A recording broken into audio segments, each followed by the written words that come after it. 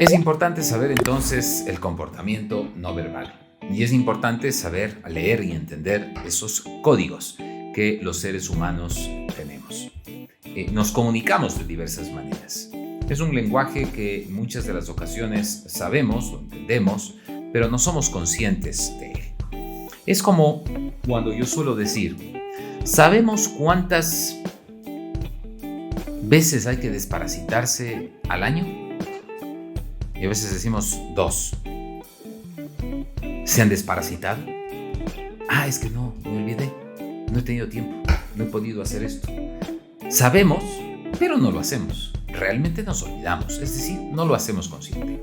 La comunicación no verbal es algo parecido. Sabemos, pero nos olvidamos. Y realmente no hacemos consciente el entendimiento de la comunicación no verbal. Y decimos, sí, claro, es importante el movimiento de las manos, los gestos, el tono de voz, etc. Sí, pero no lo hacemos consciente. Un mediador, un negociador, pues es la primera condición que debe tener para poder llegar a otros y tratar de solucionar los problemas. Eso quiere decir, tenemos que comunicarnos con las personas.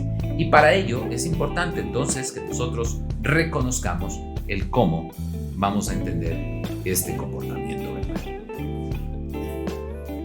Yo suelo poner un ejemplo. El esposo llega de un día cansado de trabajo a casa. Su compañera, al llegar, le recibe contenta, con una sonrisa. Y le dice, mi amor, ¿cómo te fue? Él contesta, muy bien. Y le dice, mi amor, estaba saliendo al supermercado, ¿me acompañas? Y él simplemente hace algo así.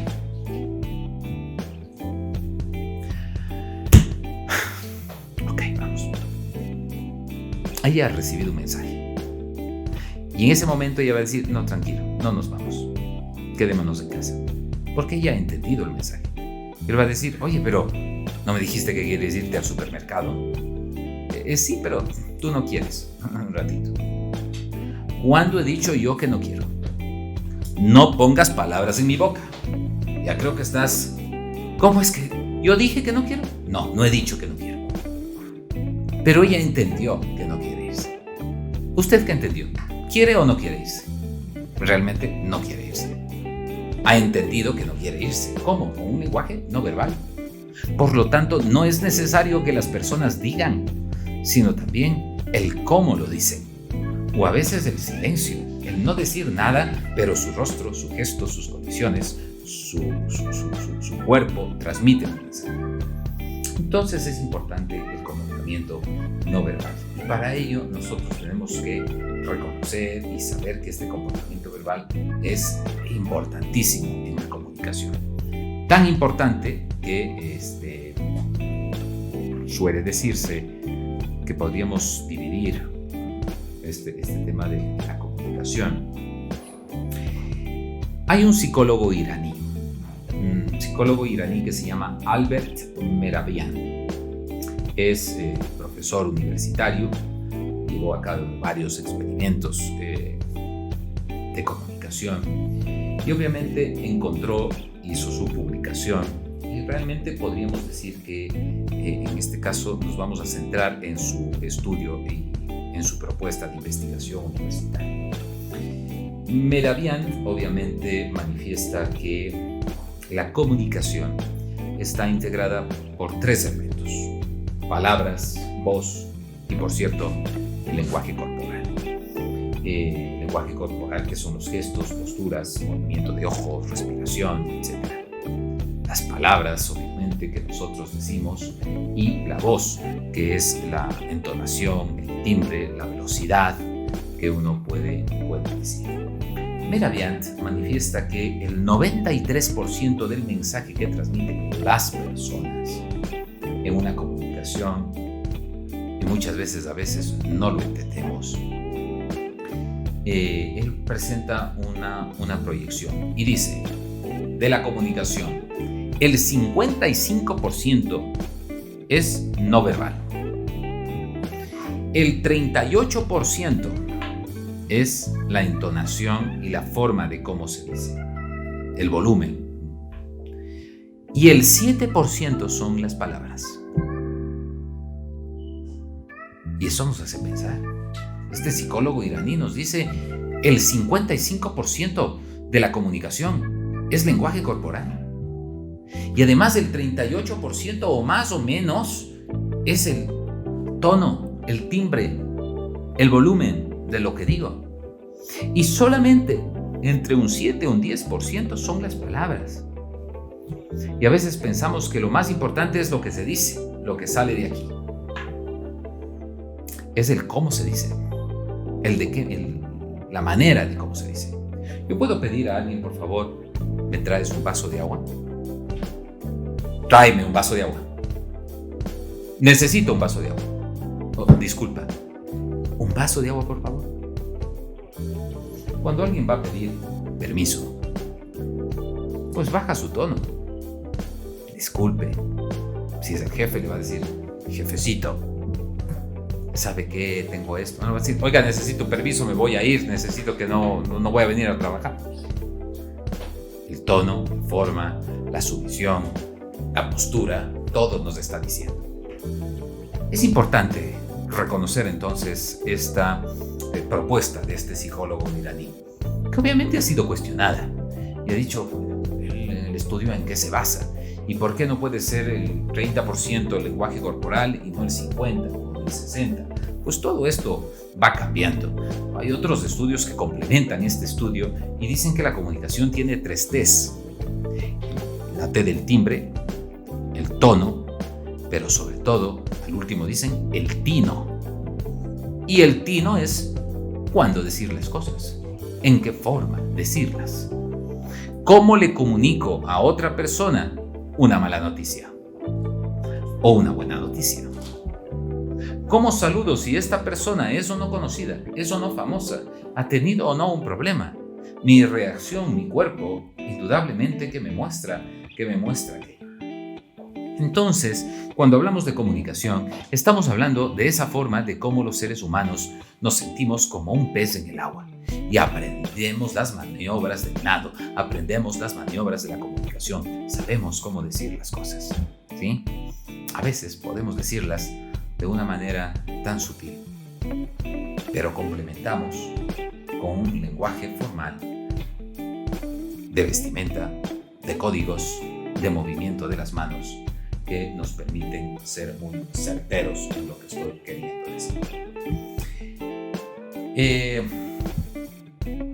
No sé cuántas palabras del diccionario de la Real Academia de la Lengua ustedes sepan. Me parece que el diccionario tiene 88,000 palabras. No sé, ¿sabremos unas 6,000? A veces usamos las mismas palabras para decir todo, en casa, en el trabajo, en el lugar en donde nos desenvolvemos. Y nuestra conversación a veces puede estar entre 100 y 200 palabras por minuto. En ese mismo tiempo promedio, una persona puede pensar 800 palabras, pero transmite solo 200. ¿Saben cómo transmitimos las otras palabras que no dicen nuestra voz, que no salen de nuestra boca? Con el cuerpo. Nuestra mente tiene la capacidad de procesar 800 palabras por minuto. Nosotros a veces decimos solo 200. El resto se comunica con los ojos, con las cejas, con los labios, con los gestos, microexpresiones del rostro, con las manos, con los dedos, con el cuerpo, con los pies. El comportamiento verbal entonces es la expresión, obviamente, que transmite pensamiento, pero también transmite emoción. Y para entender esto del lenguaje corporal o el lenguaje no verbal, también hemos de entender, obviamente, las emociones. Y debemos poner emociones en lo que decimos y entender las emociones de las personas. No somos máquinas, no somos un computador que puedo yo programar. Y simplemente le pongo un código, le pongo un software, le pongo un programa y va a trabajar. Somos seres humanos que sienten. Tenemos miedos, frustraciones, anhelos. Amamos, odiamos, discriminamos. Nos sentimos más que otros. Pues así es el ser humano. Y tenemos varias fases, ¿no? Varios gestos. Comunicamos a veces que estamos aburridos y nos ponemos. A veces estamos interesados. Otras veces no me interesa para nada, me pongo a ver a otro lado. Lo que quiero decir es que nuestro cuerpo, nuestros ojos también comunican. Lo positivo de la vida, lo negativo del momento, lo colaborativos que podemos llegar a ser, obviamente los receptivos o no, que también podemos llegar a ser. Entonces, el trabajo de un mediador, y ahí entra nuestro trabajo, comunicación asertiva, es poder entender los códigos de comunicación entre esas dos personas que se van a sentar conmigo para que yo sea el nexo de comunicación entre ellas. Ellas han dejado de hablarse, han roto la comunicación, entro yo como mediador y tengo que ayudarles a entablar una negociación. Por lo tanto, es llevarles a un cuadrante a las personas de ser colaborativos. Y para ser colaborativos tendremos que restablecer una comunicación que se ha roto entre ellos, ¿no? La comunicación de palabras puede ser controlada. Lo que a veces las personas no controlan son sus gestos. Puedo decir, por favor, pida disculpas. Discúlpame. Y cierra los ojos. Una persona que pide disculpas sin mirarle a los ojos a otra, pues realmente podríamos decir, ¿lo hace de manera sincera? Discúlpame. Discúlpese, ya se ha disculpado, no es de corazón, no es sincera. Pero si estoy pidiéndole disculpas.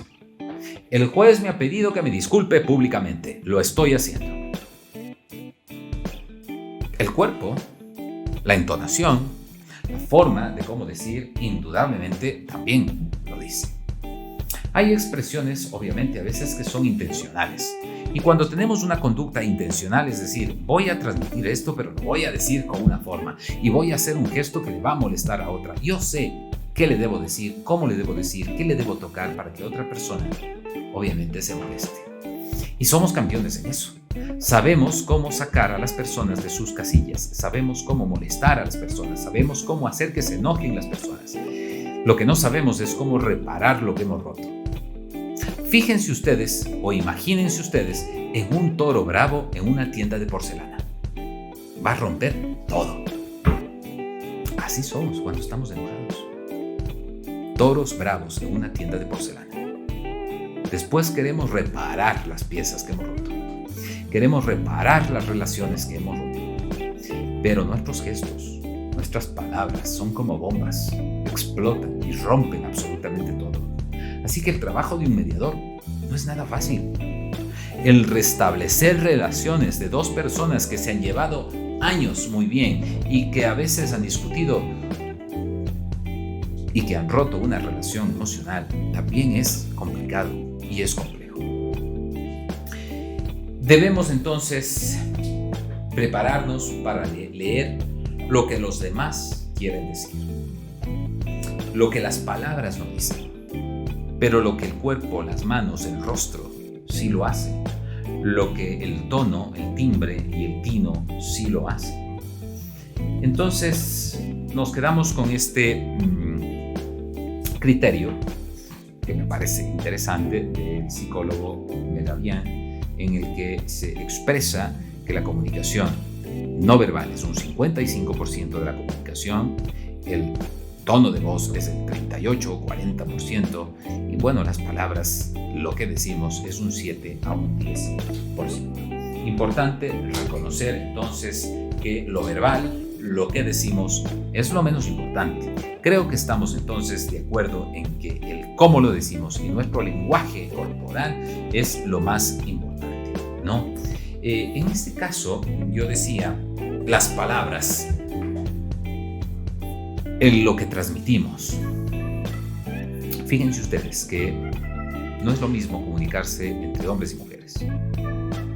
Hay un estudio de una universidad de California en Nuevo México que presentan que los hombres utilizan unas 7,000 palabras promedio por día para comunicar sus ideas y las mujeres usan 20,000 palabras al día.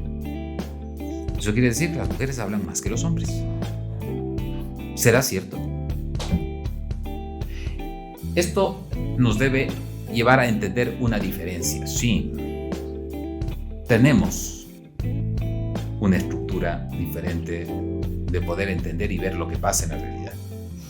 Este estudio de la Universidad de California indica que los hombres guardan silencios y los silencios en los hombres comunican más que las palabras. Las mujeres, en cambio, usan más palabras. Un hombre, para pedir disculpas, simplemente dice: lo siento, llegué tarde, iniciemos por favor. Una mujer puede llegar y no solamente pedir disculpas, sino explicar el por qué llegó tarde, el por qué ha entendido o se expresa que ha llegado tarde.